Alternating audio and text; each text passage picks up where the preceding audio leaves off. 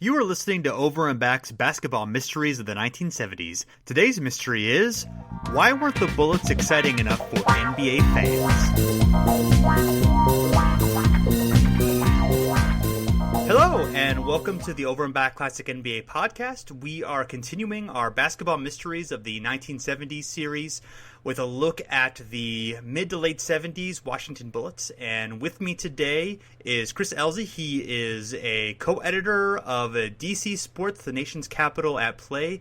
Wrote a great chapter in that book about the Washington Bullets of this time. And welcome to the show. Thanks. The Bullets are kind of a little bit of an enigma, I guess, just because they, they're right at this time where, the league isn't covered as, it was kind of hard to find stuff on the Bullets as opposed to most of the other teams, that were, obviously there's plenty on the Knicks and there's plenty on the Lakers and there's plenty on a lot of the powerful teams, but the Bullets kind of get overlooked in a sense. Yeah. Well, they really weren't sexy, right? I mean, they were sort of a lunch pail team. They really didn't have great superstars. You could argue Elvin, Hayes, Unseld, but even they didn't have any real flash to their game. So I think part of that too. And right, the Bullets are coming at a period in the 1970s when basketball, this is, a couple years before Magic and Bird enter the league, and, the league is getting ready to take off. But, these games are, if the finals in the 77-78 season, 78-79 season, and some outlets were tape delayed, right? They were shown at 11:30 at night. I can remember watching them as a kid, waiting up until 11:30, for those games, both series with the Sonics and the Bullets. So you've come a long way. Maybe the Bullets don't necessarily have dynamic players, but they do have two of the top 50 players of all time in Unseld and Elvin Hayes. What do you think it was where the Bullets just, for whatever reason, haven't, the legend of the Bullets hasn't spread after the time in which they were successful? Well, first off, we have to remember that this franchise, the Baltimore Bullets, and then moving to of course, they were the Capital Bullets in 73, 74, and then they became the Washington Bullets after that, was one of the most successful franchises of the decade, if we look at it on paper. They were up in the top of playoff appearances.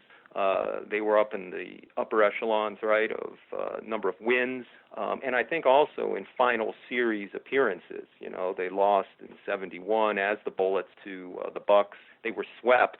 Same thing happened in the 75 final series. They were swept by Golden State. So I think some of this lack of popularity or remembering the franchise, the team, is owing to the fact that even though they had some success, they had some forgettable final appearances in the early part of the 1970s. And then to your point earlier, even though they had two of the top 50 players, all-time greats in NBA, these players, Unseld particularly, was a kind of working-class player, right? He was a lunch pail player. His responsibility was to play good defense, to get the rebounds, outlet pass. In fact, that's one of the things Unseld is probably best known for, remembered for, are his bullet-like outlet passes that he could throw from one end of the court to the other. But, they really didn't have the kind of flash, right? This kind of standout player, whether it was style on the court or style off of the court, the kind of Clyde Frazier type player who was attracting attention for his sartorial outlandishness, if you want to use that word. So part of it, I think, is their lack of success when they got to the finals, but also really not having players that would attract a lot of attention nationwide. There really wasn't a kind of story that the press could glob onto. Yeah, and as you mentioned, Unseld, not a particularly flashy player other than, of course, the outlet passing. Hayes was a little bit more dynamic, but was not he had sort of a reputation as being somewhat of a malcontent and not necessarily getting along well with the press, and that probably played into the reputation that he had, and thus maybe limited his popularity at the time. Yeah, no, exactly. I think that's probably right. In fact, there were rumors in 76, 77 that Hayes was going to be traded. And Hayes sort of had this he started the seasons off slowly, which of course fueled the trade rumors even more. But then, of course, he got going during the middle of the season, and he was always sort of there in the latter part of the season and during the playoffs. Kevin Greavy, who played on the Bullets, told me, I interviewed him for this article, he told me that Elvin was a remarkable player. He would show up to training camp, and Kevin would say, "What have you been doing, E? What have you been doing over in the off season?" Kevin, meanwhile, was busting his gut, working out, lifting weights, playing all the time, and Hayes would tell him, "I've just been down on my farm in Texas, cutting wood and doing this stuff." I don't really think Elvin worked necessarily at his game. He had a natural talent. He was a hard worker. And his turnaround jump shot was money. It was incredible, and he could fill the lane, and he just had a lot of natural athleticism, and he was a kind of player that when things started to roll for him, he was unstoppable. But there was always this sense that he thought he was I don't want to say better than others, but I don't think he really got on too well with his teammates. He titled his autobiography in the late 70s, "They Call Me the Big E." I think that gives you a sense of this. But they had other good players, nothing really outstanding, but good role players. And we'll talk about this, but that 77-78 team really started to click and gel, and they got over their injuries just at the right time. And Hayes was, a 12-time All-Star, 6-time All-NBA player. I mean, he was an excellent, as we mentioned, top 50. So he really did have a lot. He's the guy. If you're looking at numbers and you're looking back at, what really, it's production-wise, he was the guy who was carrying the load. Now, Unseld did so many things that weren't necessarily showing up in the box score. He was obviously the straw that stirred the drink, so to speak. But and they made a great combination once Hayes joined the team in 72, being traded for Jack Marin, who had been one of the key forces for that 69, 70, 71 period, and when the Bullets first came to prominence. Unseld wins Rookie of the Year and MVP in the same year. Earl Monroe, Kevin Loughery, Gus Johnson, they're kind of a surprise Eastern Conference powerhouse in 69. Then reached the finals, as you mentioned, in 71, but then that team is broken up pretty quickly. Earl Monroe has a contract dispute with Abe Poland, the Bullets owner, ends up going to the Knicks, and they kind of have to rebuild a little bit after that, as some of the other players are aging. But they, this key trade, sending in Elvin Hayes. And then a couple years later, for the 74 season, the Bullets moving to D.C., Landover, Maryland, actually, to become the Capital Bullets, and then a season later become the Washington Bullets. Other than Unseld and Hayes, the other really key player who comes on the team during that time, Phil Chenier, one of the first hardship cases in the NBA, really a standout shooting guard before injuries cut him down. He was a 3-time All-Star, 1-time All-NBA second-team player. A little bit forgotten about. Of course, he's important in team history for his play, and also because he has been a long-time announcer for the television announcer for the team. So he's still, his name is out there. But as far as how good of a player he was, maybe forgotten a little bit because he didn't have the longevity because of the injury. Yeah, no, that's right. Phil Chenier was an outstanding player, good threat from the outside, played good defense, solid, didn't turn the ball over much. And as you mentioned, he was really one of the first, class of the hardship draft players. So that was certainly a welcomed addition. And we'll talk about, if you want, Bobby Dandridge, who they acquired later on, and he was probably the final piece to this team.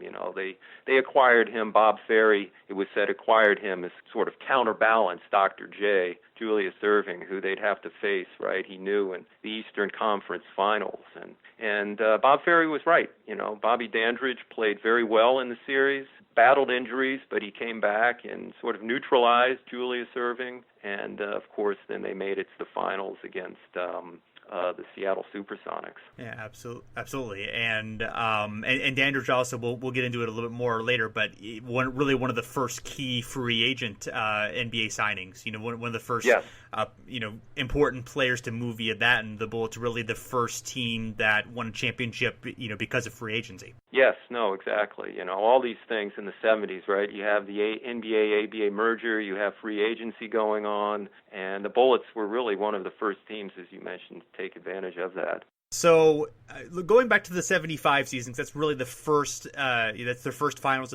Their first finals appearance under the Unseld, Hayes, Cheniere. The team that sort of come out of the ashes of the Baltimore team. They're really well-balanced team with a good bench. They go 10 deep. Casey Jones is their coach, the great Celtics star, who would later become, of course, the famous Celtics coach. But, with the Bullets, they did reach the finals.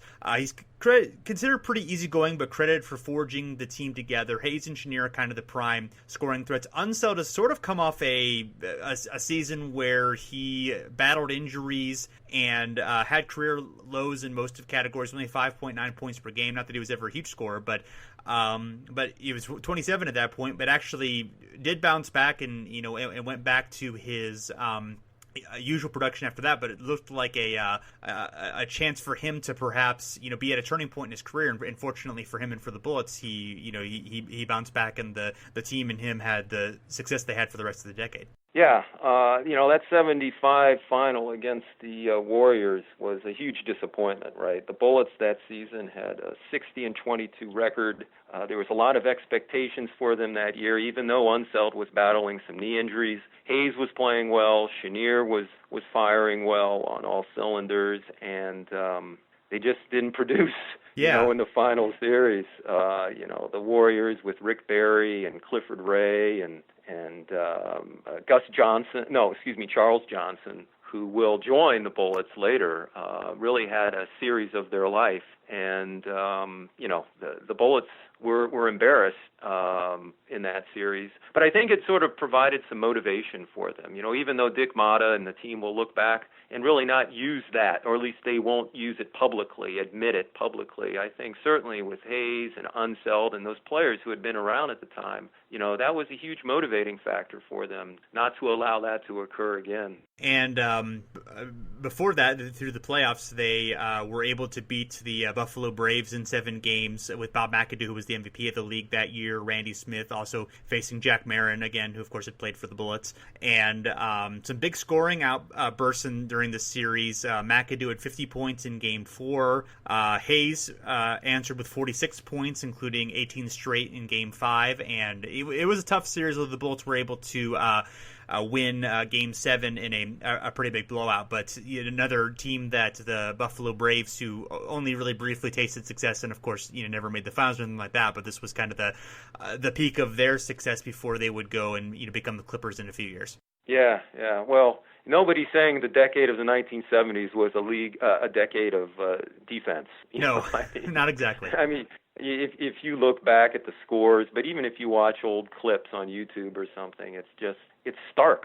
You can see the difference between the kind of ball pressure that is applied and used in the game today as opposed to back then. But, the game was still physical, and we cannot discount the ability of players to score. They still had to put the ball in the basket. They still had to shoot from that distance. And much of the decade was played before the three-point line came in. So, if you consider that, the Maraviches and the Kevin Greavies a little bit later, these great outside shooters, Westfall, Charles Johnson, for his brief stint. Who knows how many points they could have put up with the 3-point line. Right. Yeah. Absolutely.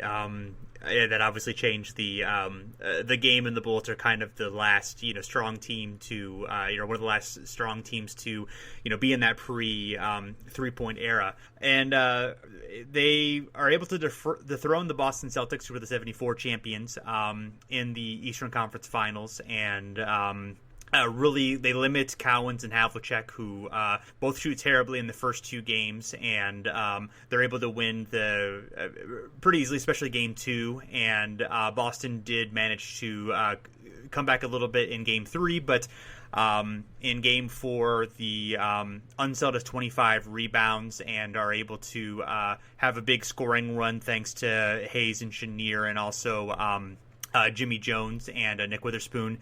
And really play able to surge past a really game Celtics team who had also won 60 games that year. Those were really the two top teams in the league that season. The finals against the Warriors. The Warriors were like a 47-win team. So really in terms of being the two best teams in the league, this was the finals in a sense. Yeah, no, I mean, people were surprised, right?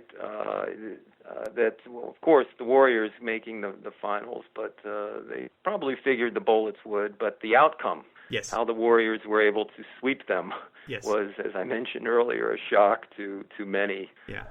And eventually, right, the ripple effect of that series will push Casey Jones out. Not the next season, but after that, when the Bullets finish 48-34. It was a big letdown that 75-76 season. And that final, most of those games were actually fairly close in those finals. It was just the Warriors were able to push through every time. And in a lot of those games, the Bullets actually had big leads at halftime, and for whatever reason they were. They would blow those leads, and then Rick Barry or somebody else would get a big shot or hit some free throws right at the end. It was just it was probably a closer series than it appeared, but it was but obviously the Warriors were able to come through when it mattered during that series. That's right, and let's not forget too that the state of the art, this new great arena, the Capitol Center, was opened in Landover, Maryland, and seating 18,000 or plus, and the Bullets came up goose eggs, right? Yes. During that series at home, and as a franchise owner, Abe Pollin was not that happy with the results. But the Bullets really had a hard. Speaking of fans, the Bullets had a hard time attracting fans. Particularly during that championship season. It's not until the playoffs. I think it's not even until the Eastern Conference semifinals against the Spurs that they actually have a sellout. Mm-hmm. So it was very difficult. And this is also the era, right, when the NBA was not what it is today. It wasn't that popular in a sense, and except in certain cities. But here in D.C., and a lot of that I think is attributed to the lack of success professional basketball had in the city. Franchises would come, and then franchises would leave. They wouldn't have a lot of success. Going back all the way into the original American Basketball League with the Palace Laundrymen. What a great name that is. In the mid to late 1920s. But, they had teams in the short-lived American Basketball League, right, of the early 60s. That failed. They had a team Rick Barry played for in the late 60s. That team failed. And so, when the franchise moved to the city, Abe Pollin was sort of taking a gamble here. He was. I think it's indicative of where and what the team was called in that move in 73-74. They didn't call them the Washington Bullets, right? They called them the Capitol Bullets, trying to draw some fans, from Baltimore perhaps. But eventually, of course, the next year they renamed the Washington Bullets. Is it more of just they were a winner but not quite enough of a winner to really capture the imagination? Is it sort of what we talked about where they don't have necessarily those star personalities or that exciting brand of basketball? The other thing is that they are a team without a prominent white star, and that is, of course, a big concern for NBA decision makers at the time, where it is becoming a African American dominated league, and there is a fear that without the marketable, who are the white stars who are considered more marketable, that the league is in trouble. Of course, in the 80s, that would be proven to be unfounded. Yeah, well, I think sometimes that's given a little too much credence. Look, the owners, the people who had these franchises, they wanted great players, right? You think about the African-American players who were coming into the league and changing the way the NBA was played. Mm-hmm. Julius Erving attracting a lot of fans, particularly when he goes to the Philadelphia 76ers. You have other ABA stars, right, when they move over to the NBA doing the same thing. And they brought this color, this flash, this flair, that even though fans really didn't come that much to games, I think owners realized in a sense that if the franchise was winning, if they had these star players, even if they were African American, that was a good thing. Now, of course, they were interested in having white players, whether they were on the bench. Certainly if they were stars or marketable stars, as you said. But, I think if the team could gel, that was, and the other thing you have to remember, too, the Washington Bullets were one of the first teams to have a black coach, right? Yes. Bill Russell in 66 was the first, but then you'll have a couple others after that. And then the Bullets were the first actually to have a tandem, a black coach and an assistant black coach, Bernie Bickerstaff, or at least they were one of the first. In my research, I think I had a difficult time finding an assistant and a head coach who were African American. And that sort of jibed with what Washington was during the 1970s. It acquired the nickname Chocolate City because it was one of the first black, or not, if not one of the first, the first black majority major cities in the United States. And so they were trying to appeal, I think, Poland in some way to attracting African-American fans, although it was difficult, right, building this stadium out on the Beltway, and fans, particularly who were living in the city, had a more difficult time to get there than, say, fans who were living in the suburbs. Yeah, that all makes a lot of sense. Yeah, I mean the location is just it's sort of part of this big area, but it's not necessarily part of doesn't quite have that community link to it. And and as you mentioned, the Bullets are new too to the area, so it generally takes a while for it'd be different if Washington were a city that didn't have any other pro sports. The Trailblazers obviously had a lot of success because they were the first pro sports franchise. The fans came out immediately, even when they weren't any good. But it's different with the Bullets, and as you mentioned, Washington had been burned already by pro basketball, so definitely a wait and see attitude definitely makes sense in that context. Yeah, well, don't forget, I mean, it's not like Washington had a lot of pro sports teams in the 70s. Sure. The Senators left in the early 70s, 71, I believe. The Capitals come into the league roughly around the same time. The Bullets moved from D.C. I think their first season is 74, 75, and they were god-awful. I think that first year they won 8 games. People were calling them the worst team ever in pro hockey. And, of course, the Redskins were here. And that was the main, competition, right, for the Bullets as far as attracting the entertainment dollar. Now, in D.C., typically a transient city, people come and go with the government, federal government. There was not a lot of room for loyalty to be built, and especially if you didn't have a successful franchise, that wasn't going to happen. Now, of course, the Redskins was sort of bucking that trend at the time, so they are sort of an exception to the rule. But in the 70s, particularly the early phase of the 1970s, the only competition the Bullets really had was the Redskins. So looking at the 76 season a little bit, 48-34, as you mentioned, they have they're fourth in the league in in Basketball Reference's simple rating system. So kind of looking at point differential, they're about the fourth best team in the league according to that metric. They draft Kevin Greavy, who was a good swingman who backed up Cheniere for the most part and then stepped up in '78 when Cheniere was hurt. They also trade their point guard Kevin Porter, who was a younger player who had stood out pretty well in '75, for the experienced veteran Dave Bing, considered a better shooter and defender, and it was kind of looked at the time by Bob Ferry as like, we're not a young team, we need to win now versus waiting somebody to develop. Could that be considered a mistake? Because Porter certainly was a guy who had really gaudy assist totals throughout the late 70s, kind of forgotten about, but really was, led the league in assists one year, and it has like 6 or 7 games above 23 assists, one of the highest players when it comes to that, but also bounced around a few years before coming back to the Bullets in 1980.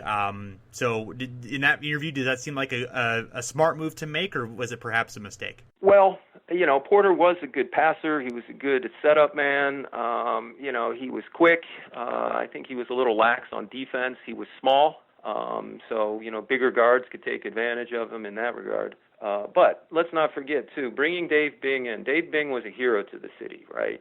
He grew up in Washington, D.C., attended Spingarn High School, had an incredibly successful career in college, Syracuse. And then in the pros, he was considered to be one of the top guards. Now, in '76, of course, he was getting a little long in the tooth, so Ferry thought, I think, bringing some experience in here would be a good thing. And as you mentioned, it was important, right? If the Bullets were going to make a run, they were going to do it now.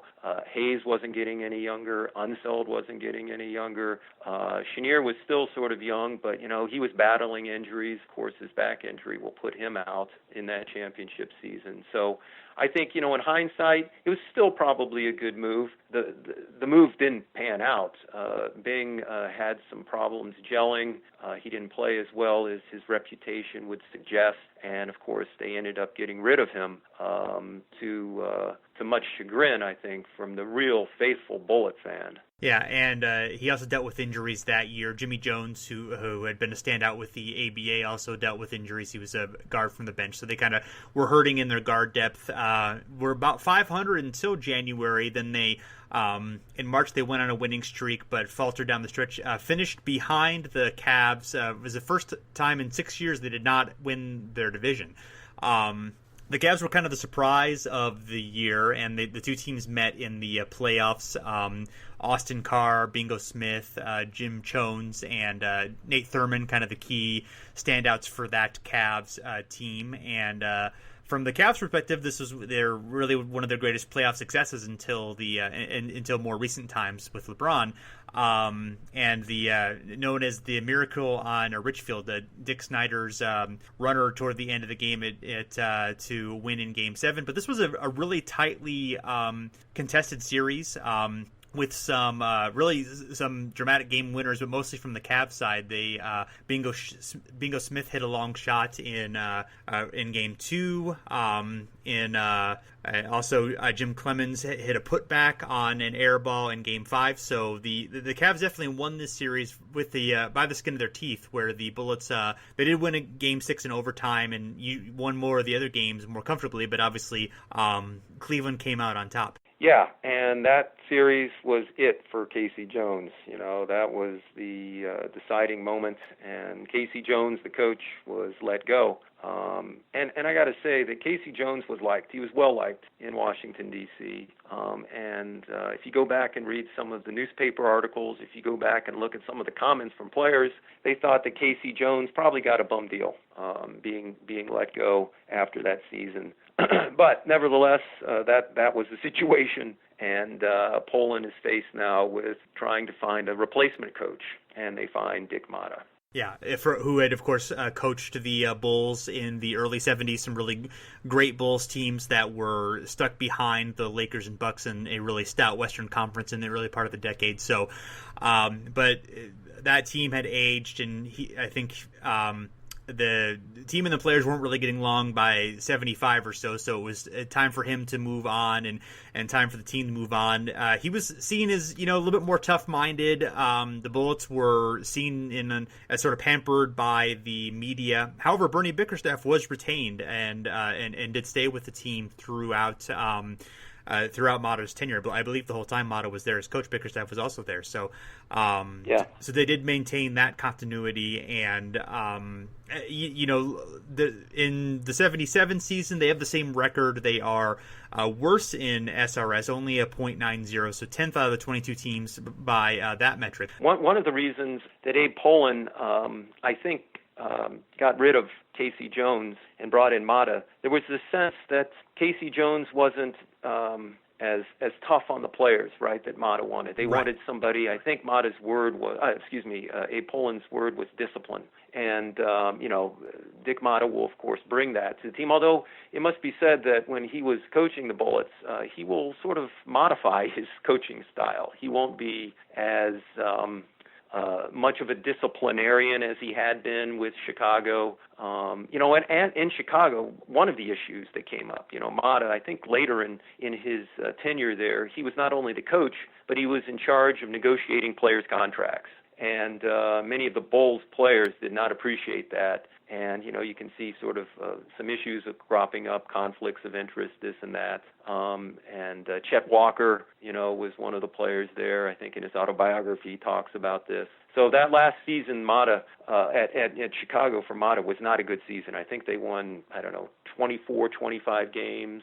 And this is the man now who is coming to the Bullets. And a lot of the press were surprised. Journalists would cite his record at Chicago. They would cite Motta's dissension or the dissension that existed between Motta and some of the players in Chicago. And they questioned Pollin's move by bringing in Motta. Yeah, and it's interesting because it seems like that the Bullets' tenure goes somewhat the same way, where they obviously they win the championship and they have some pretty strong seasons under Motta, but by the end it is sort of a situation where there's quite a bit of infighting. Maybe he's worn out his welcome a little bit as well. So that it does seem like there's a similar pattern with the Bullets than there was with the Bulls.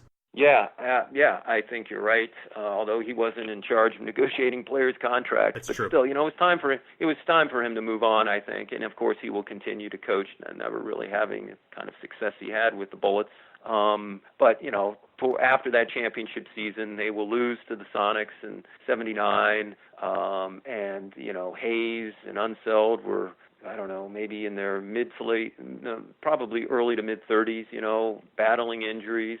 Playing all those games of basketball is tough on the body. And especially the way Unseld would bang, Hayes would run up and down the court. So it was time. Yeah, especially with the accumulation. I mean, Hayes played so many minutes and and was really durable. Played and the travel, and of course the careers didn't really last as long then as they do now. Yeah. So no, exactly. Hayes, that's one thing. For that, Yeah, that's one thing people don't realize about Elvin Hayes. He was an Iron Man. He was sort of the Lou Gehrig of professional basketball. I don't know I probably missed a couple games here and there. I mean, he was sort of the ABA Ron Boone, right? This guy who had this incredible streak of games not missed. And also, you mentioned travel.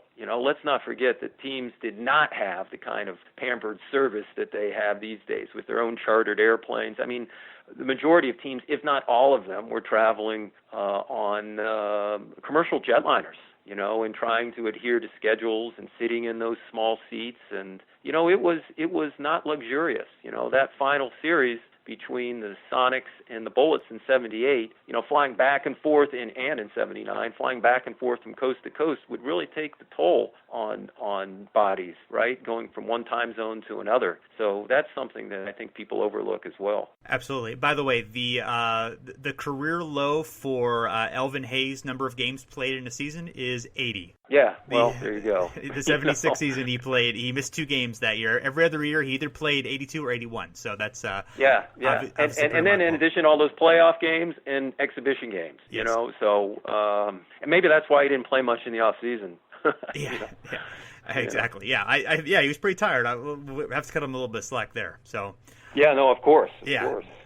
So the 77 season, a couple of trades. Nick Weatherspoon's traded to the Sonics for Leonard Gray. Weatherspoon was sort of was considered really talented, but a little bit mercurial, I guess. Had a little bit of just would be more inconsistent. Like he'd play really well for stretches and then would disappear for other stretches.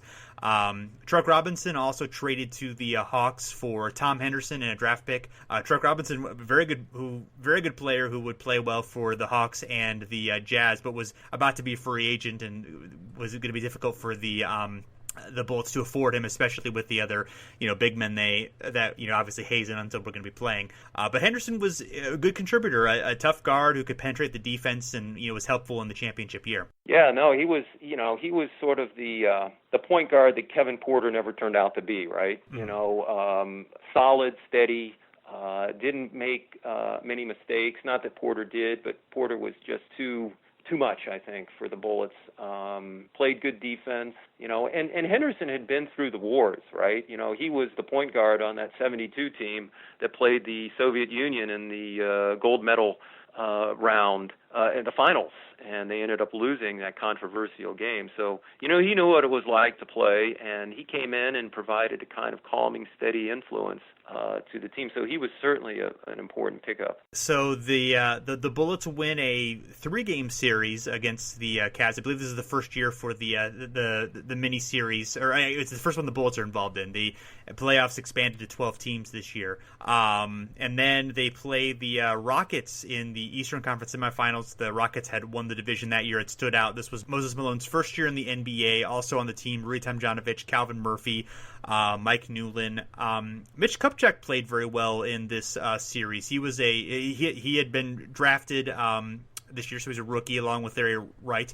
He had 32 points in Game 1. In Game 3, he drew a key foul on Moses Malone for 2 free throws and then drew a charge on Mike Newlin to seal that game. But the Rockets do win the series. Moses Malone has 31 points, 26 rebounds, including 15 offensive rebounds in Game 2. Calvin Murphy is big down the stretch in Game 5, and in Game 6, Houston just spreads the floor and hits a lot of open jumpers when the Bullets have a difficult time covering. And Elvin Hayes' quote afterward is, if a team is going to beat you like that, they're supposed to win, and there's nothing you can do about it. So I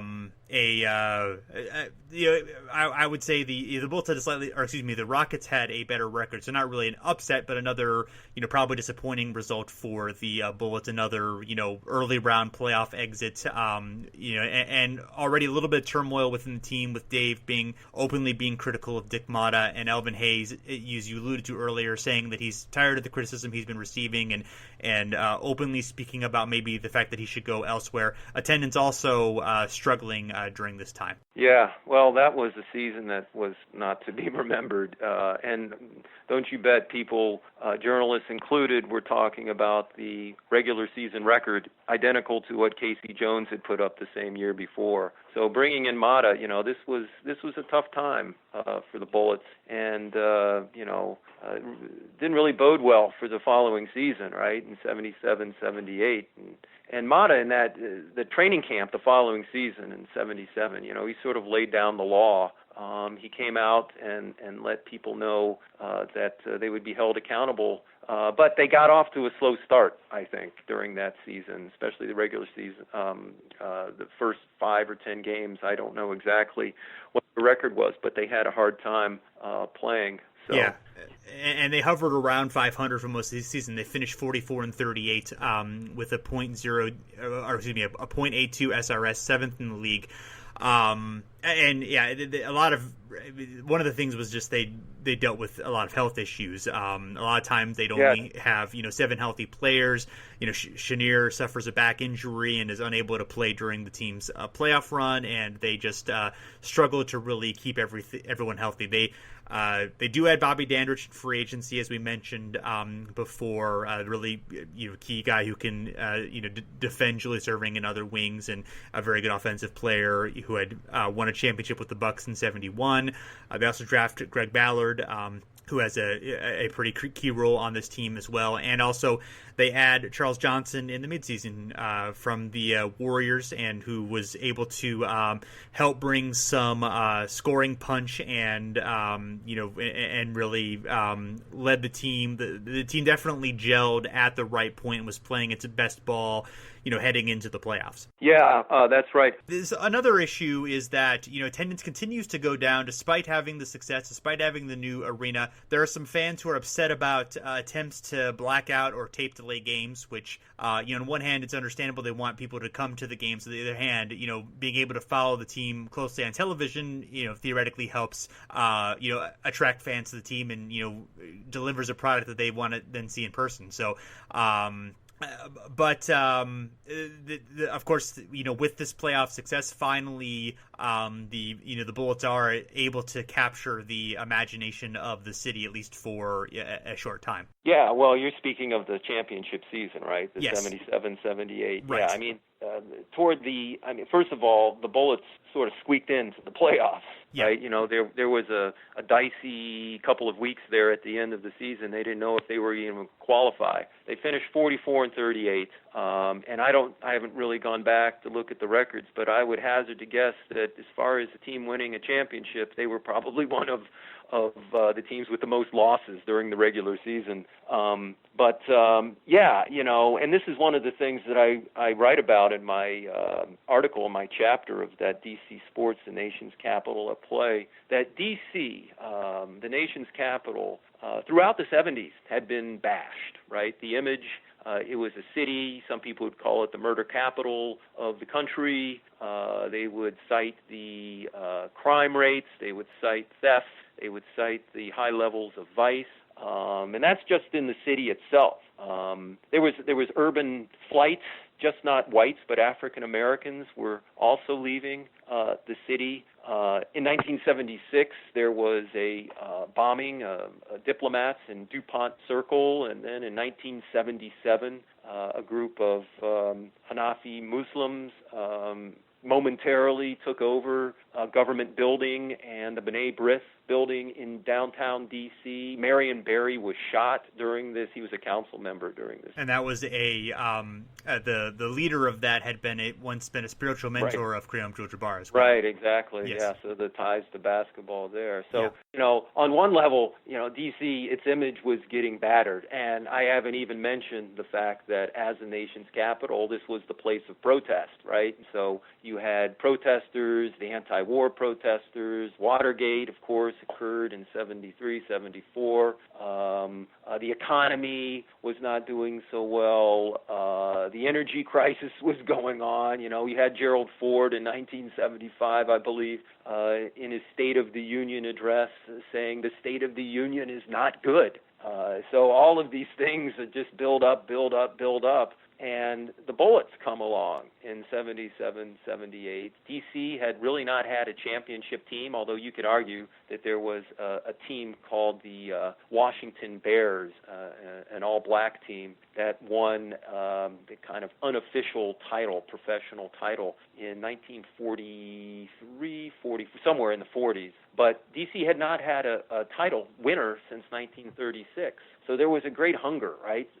You needed to have this feel-good story taking place in D.C. People were hungry for it in many ways. And this team just sort of gelled, right? Particularly in the latter part of the season. You mentioned their injuries. They got over that. Kevin Greavy really hit his stride in the latter half of that season. I think part of it was the confidence he gained, and also knowing that Phil Chenier probably would not be returning because of his back injury. The Bullets just really started playing well, defeating the Hawks, which was a tough series in that first round, and then going on to beat Spurs. And then really what gave them a lot of confidence was defeating the Philadelphia 76ers, who was sort of the self-proclaimed, I would say, winner before the start of the season. People predicted that the Sixers would certainly be there at the end, but they had their own issues, right? I think they didn't have enough basketballs for the team, with McGinnis and Julius Erving and Lloyd B. Free, and then Daryl Dawkins was on that team. Sure, Doug Collins, yeah. And Doug Collins.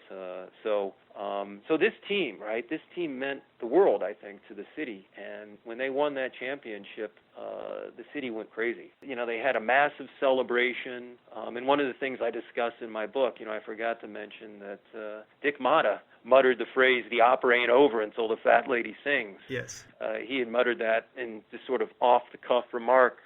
Interestingly enough, I believe he had said it in the San Antonio series. The phrase, he claims that he got that phrase from a sports announcer, Dan Cook, in San Antonio, who he's watching a sportscast one evening while the Bullets were waiting for a game to be played, and he just sort of Motta reiterated it in the locker room, but really no journalist picked it up. It wasn't until the 76ers series that he started using this phrase, and it just became, all the rage in Washington, D.C.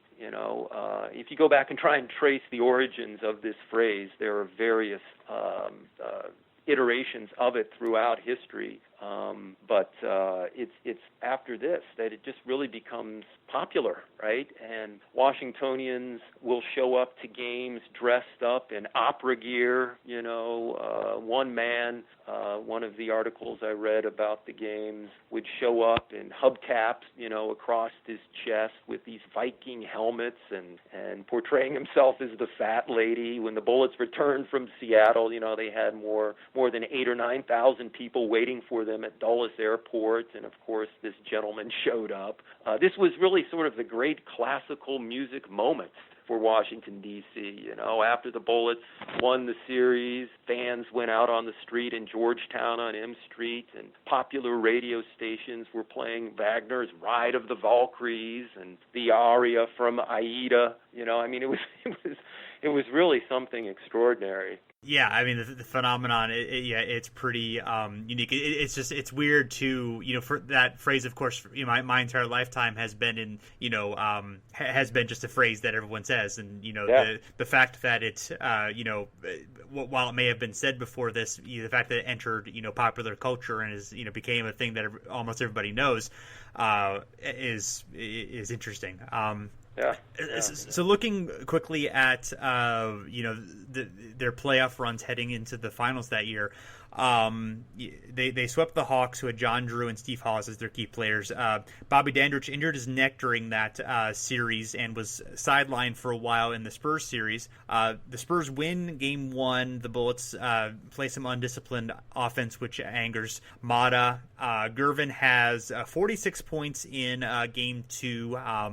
I believe Dandridge is still out, or if not, at least hobbled at that point. But the Bullets do hold on after the Spurs rally down the stretch. And then Dandridge really comes through in Game 4 as the Bullets win nearly 98-95. And then in Game 6, it's another close game where the lights actually go out for 8 minutes in the third quarter as the Spurs are making a run. Then when they come back, Elvin, Hayes, and Larry Wright are able to spark the Bullets to victory. Definitely the Bullets show kind of more discipline. They're more of a patterned offense, where the Spurs are more of a freelance open wild game under Doug Moe with Gervin and Larry Keenan. That being their bread and butter, and the Bullets are able to pull it out against the favored Spurs, who were 52-30 that year. So quite a bit better during the regular season. Yeah, no, I mean that's exactly right. And I guess you could call this championship season for the Bullets the fortuitous season. Mentioning the lights going out during the Spurs series, and they gave the Bullets a break, and they regathered, regrouped, and went on, of course, to win that series. And so the same thing sort of happened during the final series with the Supersonics. There was an issue with there was an RV show taking place in Seattle that the ownership, the Seattle Supersonics ownership, didn't foresee. I think the club that Seattle team that year, by the way, was almost the same kind of experience. They came from no one really expected them to reach the finals that year, and they ended up sort of eking their way in, and then of course they got on a run, much like the Bullets did, and found themselves in the finals. But the Kingdome, or was it one of the arenas where the Seattle club was to play, there was an RV show scheduled during the finals weekend, and the RV show could not be moved. one journalist sort of said that this was the first time an RV show, can be moved. They called it the immobile mobile home show, I think, So anyway, it threw that final series schedule off, right? And the NBA officials came up with a really, I guess you could say, almost fortuitous for the Bullets. I think the first game was played in Seattle, and then the fourth game was played in Seattle, and then the fifth, and if there was a game 7, that would too be played in Seattle. So it seemed that things were falling into place for the Bullets. And then when they moved those games to the King Dome, right, this huge, massive dome, the Sonics weren't used to playing in that arena. They had never played in that arena, I think, before. And if you've ever tried to shoot a basketball in a big dome stadium like that with no background, it's very, very difficult. And this was a kind of leveling influence, right? And the Bullets ended up doing quite well in the King Dome compared to the Sonics. Yeah, absolutely. The format was actually, it was the first game was Seattle, then 2 in Washington, 2 in Seattle, then 1 in Washington and 1 in Seattle, and Game 6, which was really the only, all of them were pretty close except for Game 6, which the Bullets won 117-82, and and they were down 3-2, so they won Game 6 on the road, and then were able to, or at home, and then able to come back in Game 7 on the road in Seattle. They were the last team until the Cavs this year to win Game 7 on the road in the finals. And in fact, of course, when they won Game 2, they lost Game 1 in Seattle, but when they won Game 2, that was the first Bullets finals win in 10 tries in a game. Yeah, no, exactly. Yeah. They broke through, right? Exactly. The 75 series had a weird format as well. There was another scheduling conference in San Francisco, so that actually sort of worked against the Bullets. So in this case, it worked in their favor. Before Game 7, there's a story on a Washington Post article about looking at the 30th anniversary of the team, where Hayes and Unseld, called a team meeting, and they, were both at that point 32 in the locker room. 7 of the other 10 players of 25 or younger, and they said, "We don't have 4 or 5 more years. We have to do this now." Hayes said, "I think the guys looked in their hearts and said, let's do it." So had sort of the inspirational speech before the game, and really a balanced effort for the Bullets in that series. Unseld at 15-9, Hayes, Dandridge, Henderson, Johnson, and Kupchak all were in double figures, where the Sonics guards really struggled. Dennis Johnson went 0 for 14. Gus Williams was 4 for 12. Their big men played pretty well. Sigma had 21 and 11, and Marvin Webster had 27 and 19, but the Bullets able to win it 105-99. It got really close toward the end. Paul Silas had a tip in to cut it to 2, but then Unseld was able to hit 2 free throws, and then Washington able to win it at the end. Yeah, and if I'm not mistaken, I think this was the year of 2 for 3, right? Yes, right. And I think he missed the first one. Unseld missed the first one. Right. Yes. And Unseld wasn't that great of a foul shooter, but you gotta give it to him, because he ended up making the big foul shots when it came under pressure, and then the last basket by Bobby Dandridge was just sort of icing on the cake. But that was a huge win, obviously, for the city. When they were in the locker room, there was no champagne there, so they had some beer and some soda before they went back to the hotel. They stopped the bus at a liquor store, and then a bunch of the team had Abe Holland's credit card, and they were able to get their champagne to celebrate. Yeah. So Kevin Greavy told me it was just a constant party, from that moment forward.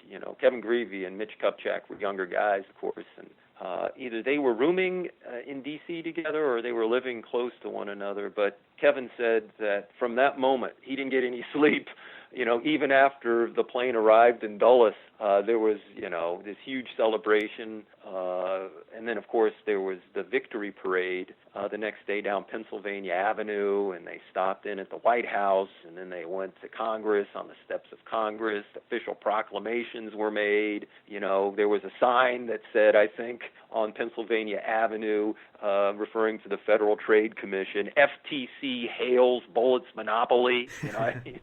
It was just really sort of just like I said, extraordinary event. And it was, you can see it. And one thing in my research I was able to turn up that this was a unifying moment for the city. The players will admit this. The officials with the team will admit this. The mayor, Walter Washington, I believe was his name, will admit to this. It was just a time where this city, right, that was sort of tearing itself apart. This city that had a bruised eye and had been battered in the press. This city that had a racial divide. Was unified, at least temporarily, by this team. Yeah, and the team also took a trip to Israel during the off season. I guess there was a documentary made about it.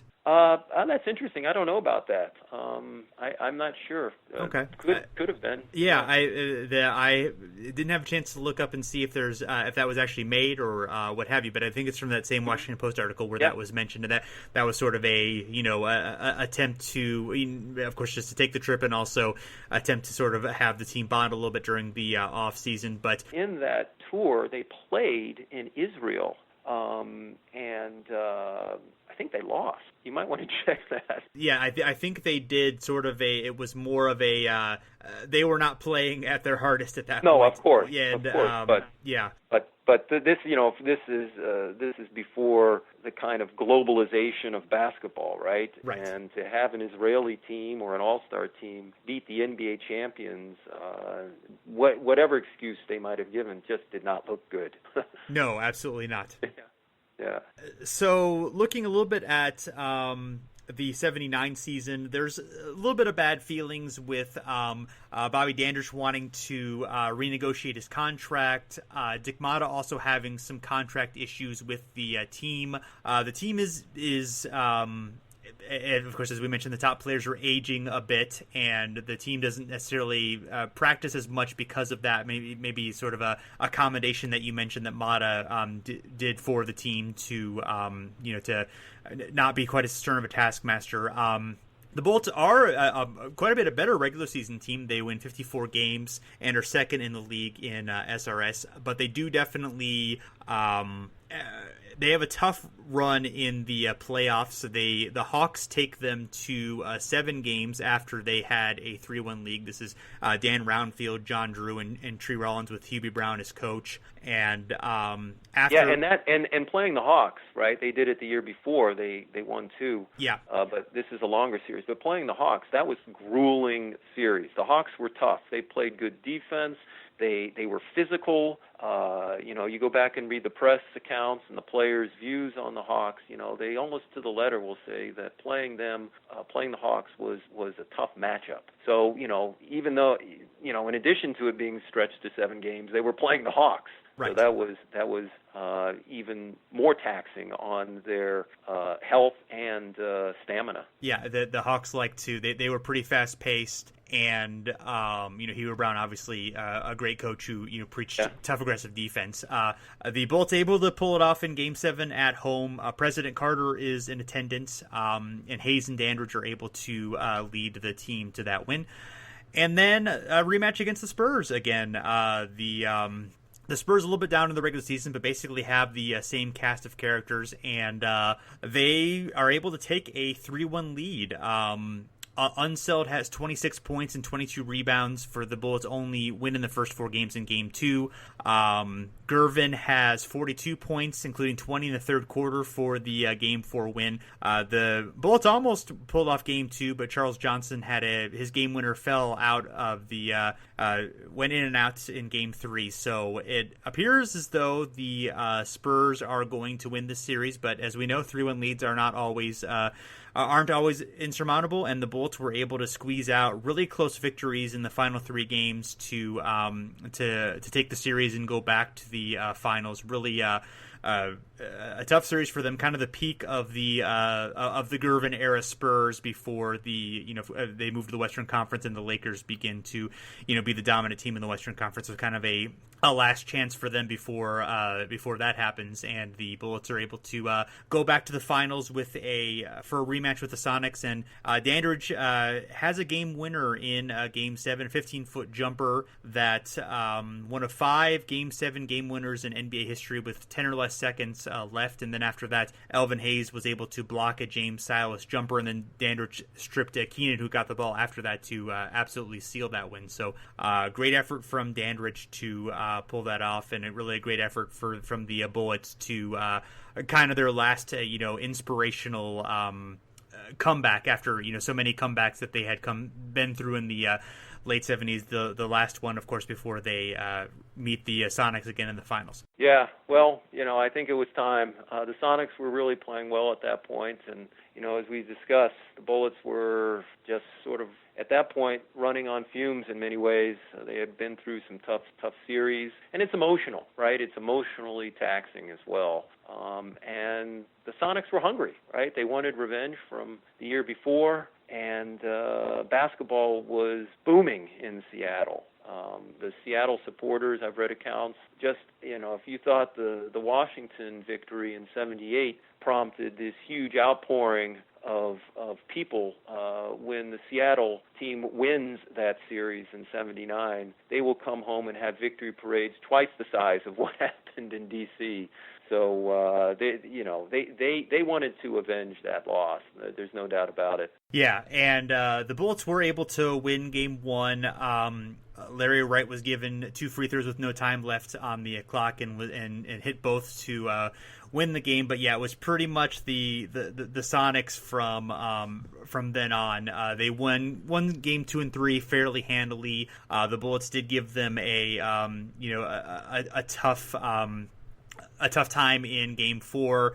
Motta had tried moving Dandridge to the backcourt, but Dandridge wasn't really happy with that situation. A lot of fouls in that game, and Hayes, Dandridge, and Unseld all fouled out of the game. And then Jack Sikma finally he was able to hit some free throws to seal the Sonics win. And then Game 5, the Bullets did pull off a tough fight again, but the Sonics were able to pull it out with Freddie Brown hitting 4 out of 5 shots in the final 13 minutes, and the Sonics clinching their one and only championship. And from that point, really ending the team came back in a certain form in 1980, but definitely by then the combination of the aging and the combination of the fraying of relationships a little bit kind of kept them from really being able to accomplish much again. Yeah, no, that's right. And with that, right, I mean, it's sort of, you look at how the decade began and how it ended, it was sort of apropos. But during that span of the decade, the Bullets the franchise had 4 final series appearances. I mentioned that they probably played in the most playoff games of any franchise. You might want to check that, but I bet that's pretty close to being the top.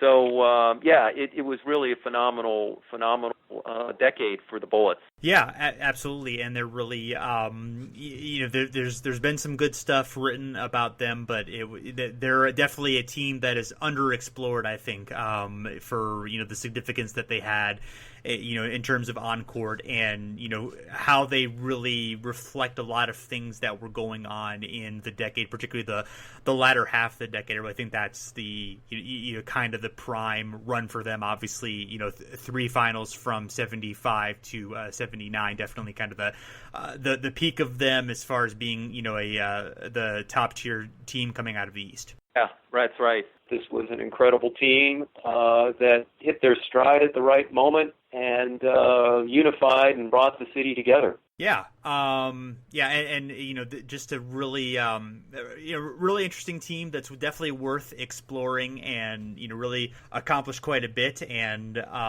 really the peak for the franchise in terms of success. And, as you mentioned, for a brief time were, helped unify the city, and, had brought a big celebration. Unfortunately, it couldn't have been a more, lasting thing in terms of this, either the success of the team or just, unfortunately there wasn't really anything done with the franchise to kind of celebrate the 20th and 30th anniversaries of the title. Finally, the 35th anniversary, there was a formal recognition of the team and their accomplishments, and I'm sure the Wizards will kind of continue to do that. But it's there's definitely more worth exploring, and I appreciate you being on the show to talk about them with me. Yeah, no problem, and I enjoyed it.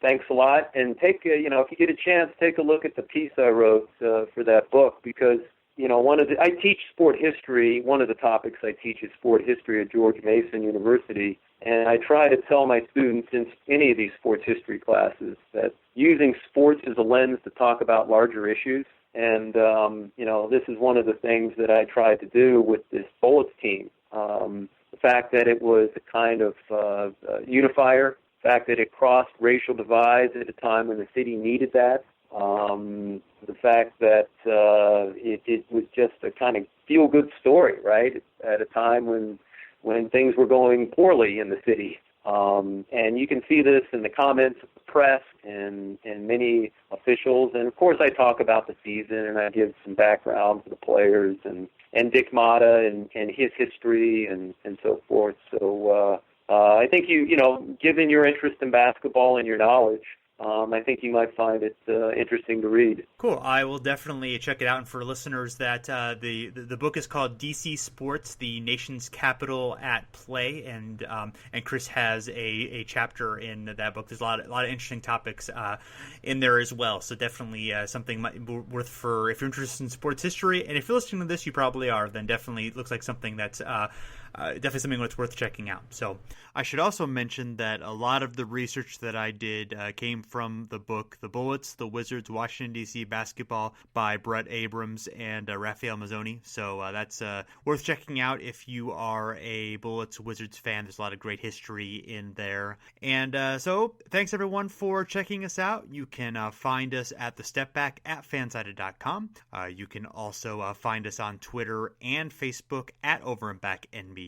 And if you like what we're doing, please leave a rating and review, 5 stars preferably, on iTunes. And you can also find us on Stitcher or listen to your podcast. So we'll be back again soon. Thanks.